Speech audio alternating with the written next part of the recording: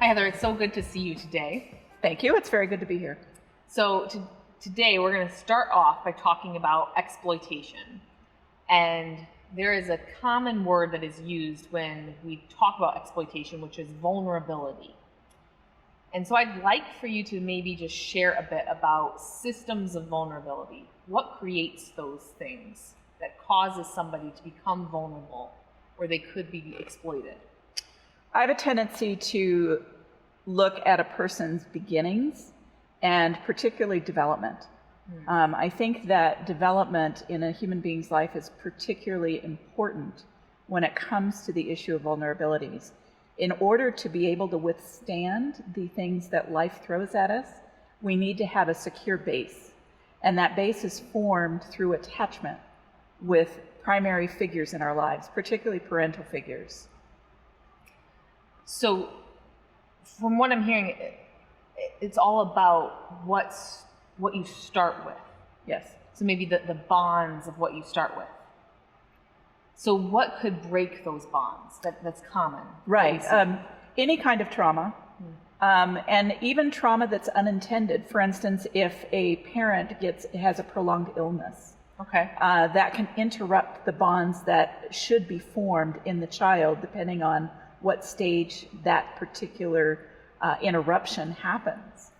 So trauma, poverty is a significant interrupter because of how it impacts the family system. Okay. Are there any other factors that cause these vulnerabilities? Well, when I think about the women that we work with that come to us, one of the things that we see frequently is an involvement with the foster care system or DCF, the Department of Children and Families, in some way. Part of the reason that's so significant is that, first of all, that individual has had some sort of interruption in their development process because of the need to even be in foster care.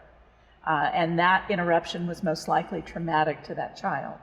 But then also that creates the vulnerability where a child has an unmet need because of that interruption in their development and bonding. And the being in the foster care system can cause that child to be open to someone coming along to meet those needs of love and affection, affirmation, even if the person that comes along is a predator or takes advantage of that child. The need is so great that they're willing to experience some of those abuses in order to have that relationship and that affirmation. So the formation of relationship is vital in order for somebody to not be exposed to a system of vulnerability. Well, I think that we'll all be exposed to some sort of negativity that might put us at risk as we grow. But in order to withstand that exposure is what those primary relationships provide an individual. It gives them a sense of self-confidence if they have been able to experience bonding with a trusted, unconditional, loving adult. In the eyes of that adult in their life, they are able to see their value and their worth. And as they develop with that attachment, they're able to stand firm in that even when they encounter individuals that might not have their best interest in mind. Could you share maybe one story that really resonates with you from the women that we have been able to serve through Amira? I think of one woman particularly who had a loving family, but in middle school experienced a dramatic trauma in the loss of an individual in a violent way that she witnessed. And in that particular instance, she did not feel that she could tell adults, not even her parents. And so she carried that trauma with her, and it has had a deep impact that eventually led her into relationships that took her down roads of substance use and eventually into trafficking, and it has made life very difficult, and only now is able to start verbalizing that particular trauma that interrupted her relationship with her parents and other adults. It sounds like there are many opportunities where a young boy or a young girl is experiencing these interruptions. And it sounds like there are many opportunities for us in the community to be a part of helping to stop those interruptions. What would you recommend for somebody that's hearing this and listening for the first time, that how could they be involved in a way to support the prevention of exploitation?